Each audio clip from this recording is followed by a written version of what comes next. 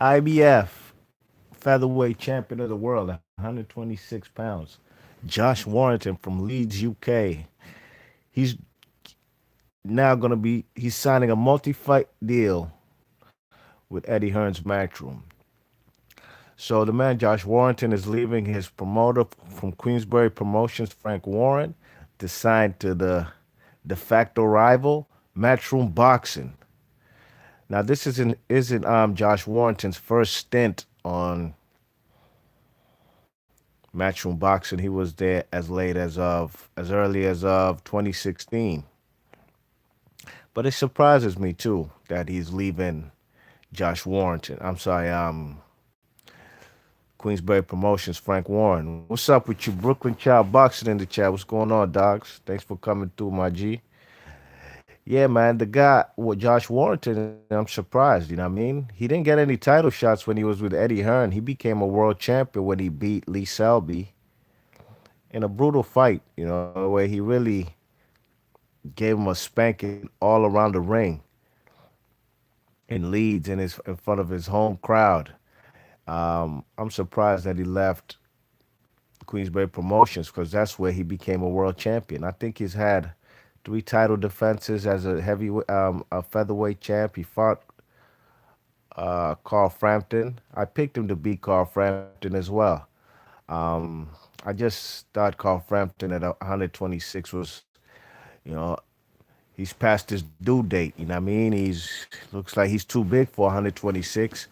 I don't want to say he's weight drained, but the previous fight, I think when he fought Nonito Donaire, if I'm not mistaken, was it? I don't know. Maybe it was at featherweight, but I know Carl Frampton that campaigned at 130 and then came back down to fight Warrington. I just thought Warrington. I'm sorry, Carl Frampton's past his due date. Then he fought Kid Galahad in a controversial fight. I slightly edged it to Warrington, you know what I mean? But it could have gone either way. It was a close nip and tuck fight. And he fought some guy from France, Sofiane somebody, in his last fight, you know what I mean? So two good title defenses in Carl Frampton and Kid Galahad. But now that he's going back to matchroom boxing, Kid Galahad is salivating. Kid Galahad just won the IBF title eliminator versus Claudio Morero last weekend. Kid Galahad feels, and so do a lot of people, that he won the fight versus Josh Warrington. I was looking forward to seeing Shakur Stevenson versus Josh Warrington sometime they proposed this summer. I'm not saying that the fight can't happen because we have seen the zone matchroom fighters fight versus ESPN fighters, i.e., Jose Ramirez versus Maurice Hooker. You know what I mean? So, with that being said, man, is this guy Josh Warrington? Yeah, he's signing a multi-fight contract. I don't know how many years. I don't know for how many fights. But the way it looks to me is he's gonna be brought over there to Matchroom Boxing the Zone, and he's gonna fight Kid Galahad, and he ain't gonna win that fight. Whether it's controversial or whether Kid Galahad actually beats him clearly and precisely, his strap is gonna be gone by the time he fights the man Kid Galahad. You know what I mean? Really and truly, Josh Warrington is gonna be now used as a pawn over there on Matchroom. You know what I mean? Rather than fight that unification, who can he unify with over there on the zone? Last I checked, ooh, excuse me. The featherweight champions are Shakur Stevenson, who's on ESPN, Gary Russell, who's on Showtime, PBC Showtime, Leo Santa Cruz. Why he's still simultaneously holding that 126-pound title is beyond me. That strap needs to be vacated already. Somebody else needs to fight for it. Um, and then Josh Warrington with his IBF strap. So there's really nobody to unify with over there on the zone or matchroom boxing. Let's look at the sanctioning body rankings. I want to see who's up in line in the WBA because Leo Santa Cruz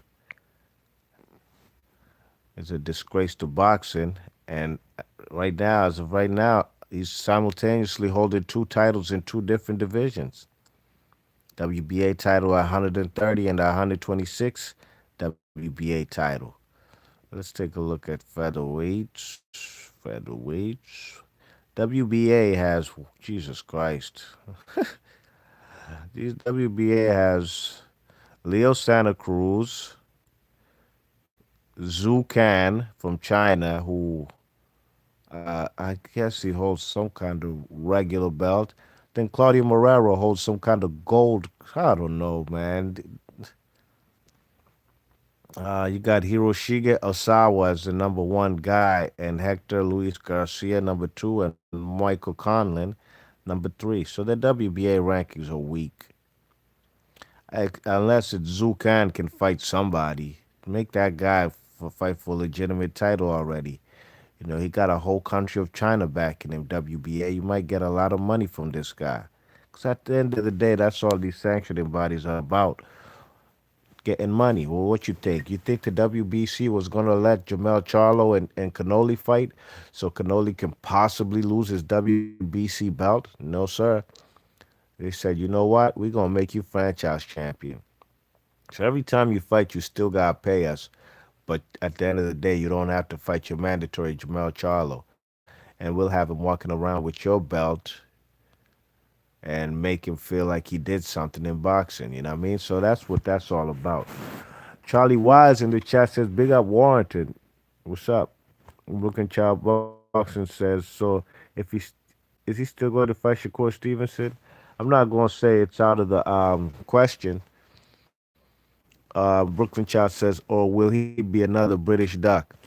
We shall see. Like I said, we have seen Matchroom fighters versus ESPN fighters. You know what I mean? I'm trying to think of another example. I'm sure you guys can come up with one. If you're listening to this on archives, put it in the comment section. You know what I mean? But I do think this play right here is actually to get the man Kid Galahad that world title. He's already going to be guaranteed the world title shot, no question. He won the IBF Eliminator the other night, last weekend. So now with Josh Warrington's a guy who can't crack an egg. You know what I'm saying? Um, you know, Gary Russell calls him a club fighter. Now, if this guy I don't think he can outbox the man, Kid Galahad. You know what I mean? Especially if Kid Galahad is improved like he did in his last fight. You know what I mean? Looking forward to the fight. The fight definitely warrants a rematch. But I was looking forward to seeing Shakur Stevenson versus Josh Warrington. You know what I mean? With Shakur Stevenson going to Leeds to the UK in the stadium to fight in front of a rowdy ruckus crowd. You know what I mean? Now with this signing with the zone, that obviously hampers those negotiations, and I read that the negotiations between Shakur Stevenson and Warrington hit a wall. So more than likely, I'm not too sure as of right now, but with him signing to the zone, that fight is probably more out of reach than within reach. You know what I mean? So we shall see, man. But Josh Warrington, I think time is of the essence, and it's only a matter of time. You know what I mean? That's why he hasn't been keen on fighting guys like Gay Russell and the likes. You know what I mean? But we shall see. I'm looking forward to seeing what this guy Josh Warrington does. I hear he's going to be fighting on a Povetkin versus Dillian White undercard. That's news to me. I didn't even know Dillian White and Povetkin were fighting. That's a good fight right there. I don't know why Dylan Povetkin deserves to get a big fight, and Michael Hunter hasn't as of yet. Why? Because the fight was I had the fight a draw when they fought. Why they don't fight again? Find out a winner. Then the winner gets, pay-per-view fights. You know what I mean? So we shall see. Be Marsh Boxing. Leave your thoughts and comments. And like I said, man, be ready to crown Kid Galahad the new IBF featherweight champion. Now that this guy Josh Warrington's over there with the Zone and Matchroom and Sky Sports. All right, I'm gone. Peace.